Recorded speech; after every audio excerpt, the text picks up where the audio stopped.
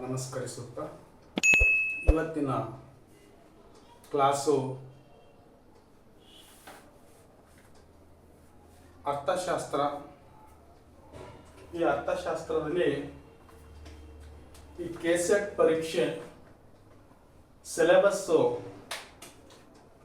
ತಮಗೆ ಆ ಸಿಲೆಬಸ್ ಬಗ್ಗೆ ಒಂದು ಕಿರು ಮಾಹಿತಿ, ಅದ್ರ ಜೊತೆಗೆ ಯಾವ್ಯಾವ ಚಾಪ್ಟರ್ಗಳಲ್ಲಿ ಏನೇನು ಸಬ್ ಪಾಯಿಂಟ್ಸ್ಗಳನ್ನು ಆ್ಯಡ್ ಆಗಿದೆ ಅಂತಕ್ಕಂಥ ಒಂದು ವಿಚಾರದ ಮೇಲೆ ಒಟ್ಟು 10 ಚಾಪ್ಟರ್ಗಳನ್ನು ಒಳಗೊಂಡಿರ್ತಕ್ಕಂಥ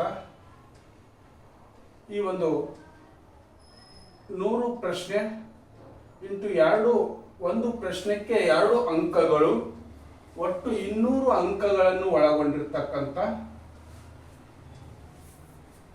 ಒಂದು ಪಠ್ಯಕ್ರಮ ತಂದು ಕೊಟ್ಟಿರ್ತಕ್ಕಂಥದ್ದು. ಇಲ್ಲಿ ಯೂನಿಟ್ 1ರಲ್ಲಿ ಈ ಮೈಕ್ರೋ ಎಕನಾಮಿಕ್ಸ್ ಅಂದರೆ ಸೂಕ್ಷ್ಮ ಅರ್ಥಶಾಸ್ತ್ರ. ಈ ಸೂಕ್ಷ್ಮ ಅರ್ಥಶಾಸ್ತ್ರ ಅಂದರೆ ಆರ್ಥಿಕತೆಯಲ್ಲಿ ಸಣ್ಣ ಸಣ್ಣ ಘಟಕಗಳನ್ನಾಗಿ ಅಥವಾ ಭಾಗಗಳನ್ನಾಗಿ ಅಧ್ಯಯನ ಮಾಡೋದಕ್ಕೆ ನಾವು ಸೂಕ್ಷ್ಮ ಅರ್ಥಶಾಸ್ತ್ರ ಅಂತ ಕರೀತೇವೆ. ಈ ಸೂಕ್ಷ್ಮ ಅರ್ಥಶಾಸ್ತ್ರದಲ್ಲಿ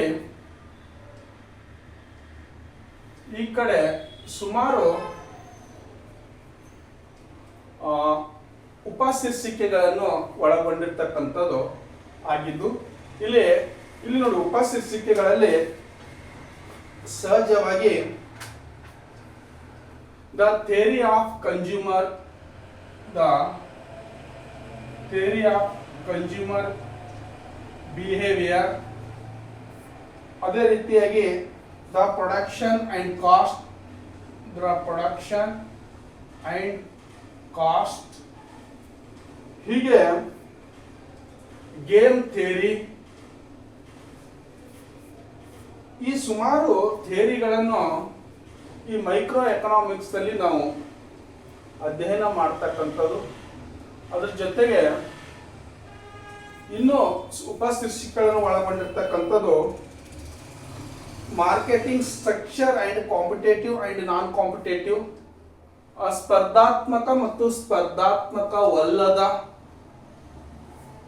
ಅದರ ಜೊತೆಗೆ ಈ ಒಂದು ಮೈಕ್ರೋ ಎಕನಾಮಿಕ್ಸ್ ನಲ್ಲಿ ಇನ್ನೂ ಕೂಡ ಹಲವಾರು ಚಾಪ್ಟರ್ಗಳನ್ನು ಒಳಗೊಂಡಿರ್ತಕ್ಕಂಥ ಪಠ್ಯಕ್ರಮ ತಮಗೆ ಕೊಟ್ಟಿರ್ತಕ್ಕಂಥದ್ದು. ಅದೇ ರೀತಿಯಾಗಿ ಎರಡನೇ ಯೂನಿಟ್ಸ್ ಮ್ಯಾಕ್ರೋ ಎಕನಾಮಿಕ್ಸ್.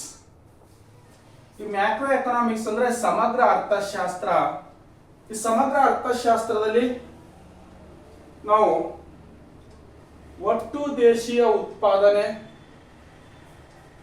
ಒಟ್ಟು ಜನಸಂಖ್ಯೆ, ಒಟ್ಟು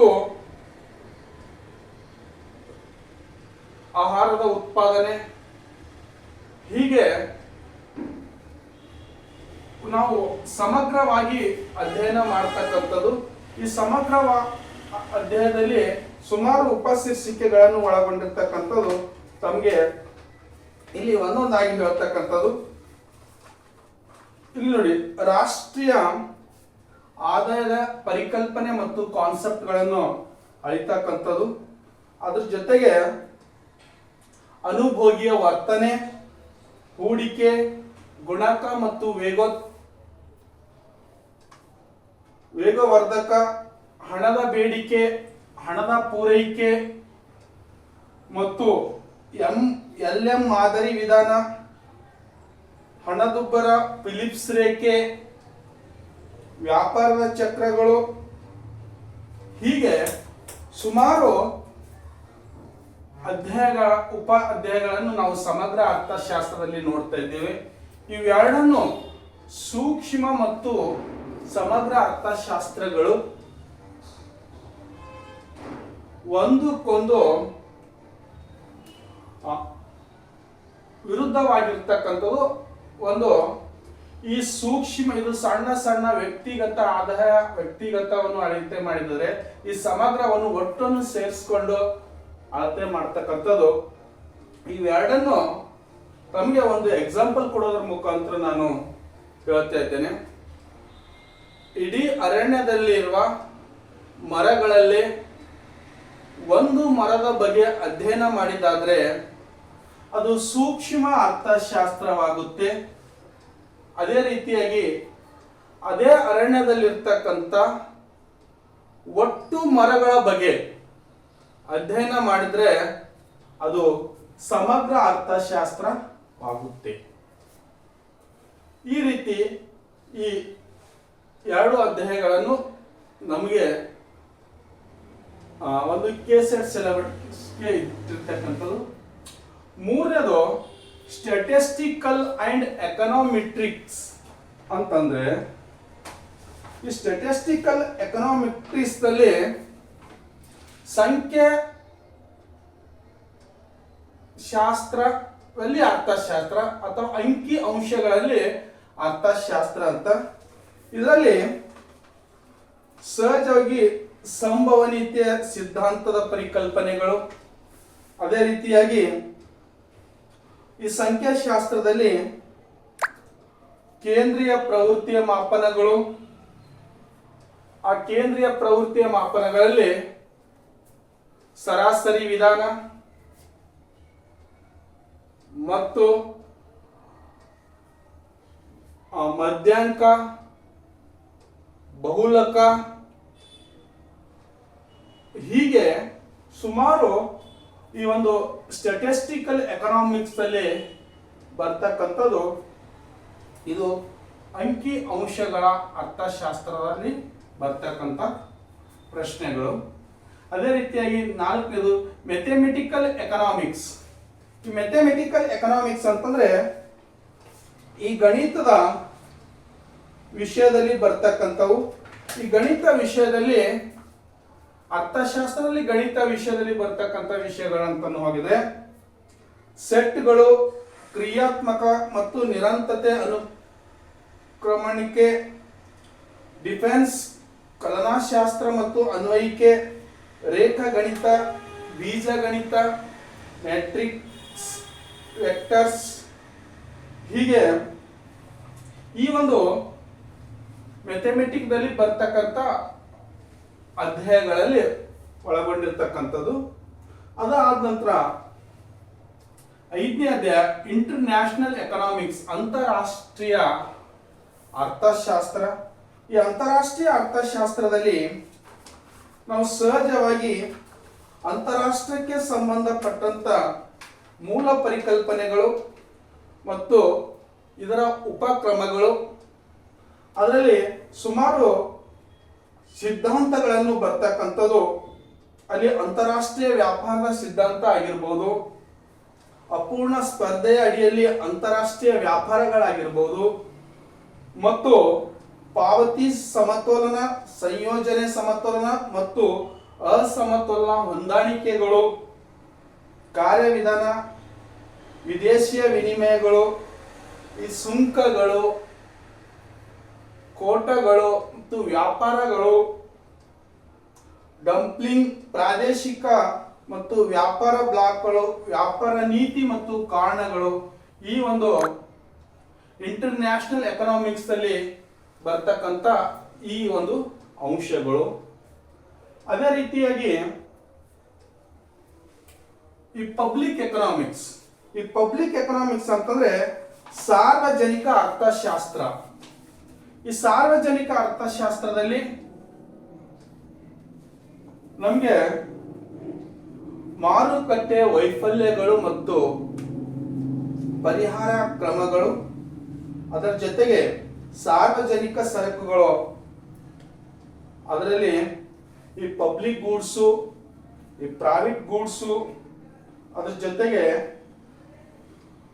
ಸಾರ್ವಜನಿಕ ಖರ್ಚು, ಸಾರ್ವಜನಿಕ ಕೊರತೆ ಮತ್ತು ನಿರ್ವಹಣೆ, ಬಜೆಟ್, ಈ ಬಜೆಟ್ ಜೊತೆಗೆ ರಾಜಕೋಶಿ ನೀತಿ, ವ್ಯಾಪಾರಗಳು, ಹೀಗೆ ಈ ಒಂದು ಅಧ್ಯಾಯದಲ್ಲಿ ಬರ್ತಕ್ಕಂಥವು.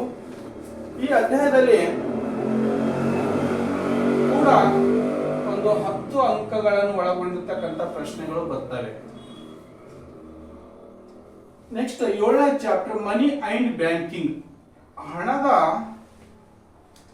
ಮತ್ತು ಬ್ಯಾಂಕ್. ಈ ಹಣದ ಬ್ಯಾಂಕ್ಗಳಲ್ಲಿ ಸಹಜವಾಗಿ ಈ ಒಂದು RBI ಬರುತ್ತೆ, ಅದ್ರ ಜೊತೆ ಕಮರ್ಷಿಯಲ್ ಬ್ಯಾಂಕ್ಗಳು ಬರ್ತವೆ, ಮತ್ತೆ RRBs ಬ್ಯಾಂಕ್ಗಳು ಬರ್ತವೆ. ಇಲ್ಲಿ repo rate, reverse repo rate, bank rate ಹಾಗೂ ಹಣಕಾಸಿನ ಒಂದು ನೀತಿಗಳು. ಅದರಲ್ಲಿ ಸಹಜವಾಗಿ ಅಗ್ರಿಕಲ್ಚರ್ ಮತ್ತು ನವಾಡಾ ಬ್ಯಾಂಕ್, ಈ ಒಂದು ಬ್ಯಾಂಕ್ ಮತ್ತು ಮನಿ ಅಂಡ್ ಬ್ಯಾಂಕ್ ನಲ್ಲಿ ಬರ್ತಕ್ಕಂಥ ಇವು ಸುಮಾರು ಚಾಪ್ಟರ್ಸ್ ಗಳನ್ನು ಒಳಗೊಂಡಿರ್ತಕ್ಕಂಥ ಈ 7ನೇ ಅಧ್ಯಾಯವಾಗಿರ್ತಕ್ಕಂಥದ್ದು. ಅದ್ರ ಜೊತೆಗೆ 8ನೇ ಅಧ್ಯಾಯ ಗ್ರೋತ್ ಅಂಡ್ ಡೆವಲಪ್ಮೆಂಟ್ ಎಕನಾಮಿಕ್ಸ್. ಈ ಗ್ರೋತ್ ಅಂಡ್ ಡೆವಲಪ್ಮೆಂಟ್ ಎಕನಾಮಿಕ್ಸ್ ಅಲ್ಲಿ ಬೆಳವಣಿಗೆ ಮತ್ತು ಅಭಿವೃದ್ಧಿಯ ಅರ್ಥಶಾಸ್ತ್ರ ಅಂತ ಕರಿತೇವೆ. ಈ ಬೆಳವಣಿಗೆ ಮತ್ತು ಅಭಿವೃದ್ಧಿಯ ಅರ್ಥಶಾಸ್ತ್ರದಲ್ಲಿ ಈ ಅರ್ಥಶಾಸ್ತ್ರದ ಸಿದ್ಧಾಂತಗಳಲ್ಲಿ Adam Smith, David Ricardo, Marx, Samuelson, Rostow ಈ ಸಮತೋಲಿತ ಮತ್ತು ಅಸಮತೋಲಿತ ಬೃಹತ್ ಬೆಳವಣಿಗೆ ಸಿದ್ಧಾಂತ, ಆರ್ಥಿಕ ಅಭಿವೃದ್ಧಿಯ ಸೂಚಕಗಳು, ಬಡತನ ಮತ್ತು ಅಸಮತೋಲನ ನಿರ್ವಹಣೆ, ಸಾಮಾಜಿಕ ವಲಯ ಅಭಿವೃದ್ಧಿ, ಆರೋಗ್ಯ, ಶಿಕ್ಷಣ, ಲಿಂಗ, ಇದ್ರ ಮೇಲೂ ಕೂಡ ನಮಗೆ ಏನ್ ಬರ್ತದೆ ಅಂದ್ರೆ 10 ಮಾರ್ಕ್ಸ್ಗಳನ್ನು ಒಳಗೊಂಡಿರ್ತಕ್ಕಂಥ ಈ ಚಾಪ್ಟರ್ ಆಗಿರ್ತಕ್ಕಂಥದ್ದು. ಅದ್ರ ಜೊತೆಗೆ 9ನೇ ಅಧ್ಯಾಯ ಪರಿಸರ, ಎನ್ವೈರನ್ಮೆಂಟ್ ಎಕನಾಮಿಕ್ಸ್ ಅಂಡ್ ಡೆಮೋಗ್ರಫಿ. ಈ ಪರಿಸರ ಅರ್ಥಶಾಸ್ತ್ರ ಮತ್ತು ಸಂಖ್ಯಾಶಾಸ್ತ್ರದಲ್ಲಿ ಈ ಪರಿಸರಕ್ಕೆ ಸಂಬಂಧಪಟ್ಟಿರ್ತಕ್ಕಂಥದ್ದು ನಾವು ನೋಡುವಾಗಾದ್ರೆ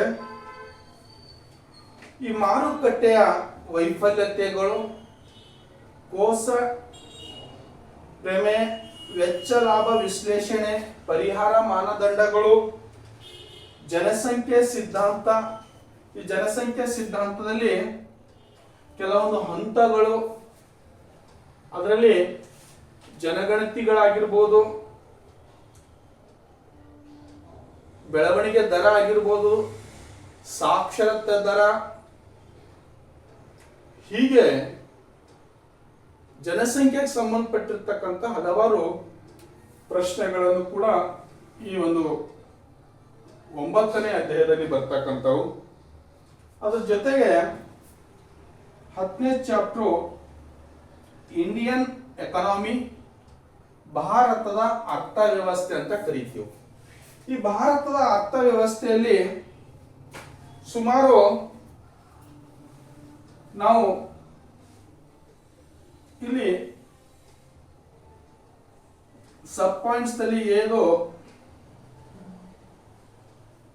ಅಗ್ರಿಕಲ್ಚರ್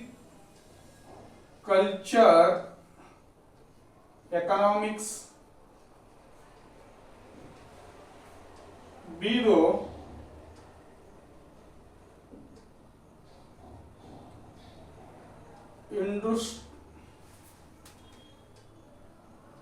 ಇಂಡಸ್ಟ್ರಿಯಲ್ ಎಕನಾಮಿಕ್ಸ್, ಆಮೇಲೆ ಸಿದು ಸರ್ವಿಸ್ ಸೆಕ್ಟರ್. ಅಗ್ರಿಕಲ್ಚರ್, ಇಂಡಸ್ಟ್ರಿಯಲ್ ಮತ್ತು ಸರ್ವಿಸ್ ಸೆಕ್ಟರ್, ಈ 3 ವಲಯದ ಮೇಲೆ ಅಂತಂದ್ರೆ ಇಲ್ಲಿ ಕೃಷಿ ವಲಯ,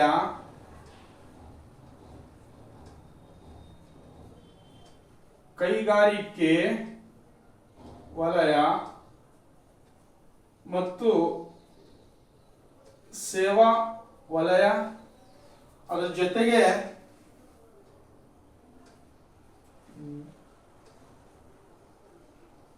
ಗ್ರಾಮೀಣಾಭಿವೃದ್ಧಿ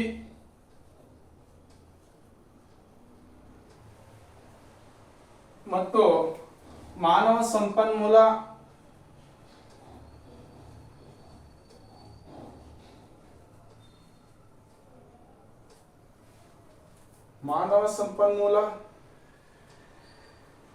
ಹೀಗೆ ಇಂಡಿಯನ್ ಎಕಾನಮಿಯಲ್ಲಿ ಬಹಳಷ್ಟು ವಿಷಯಗಳನ್ನು ಬರ್ತಕ್ಕಂಥವು.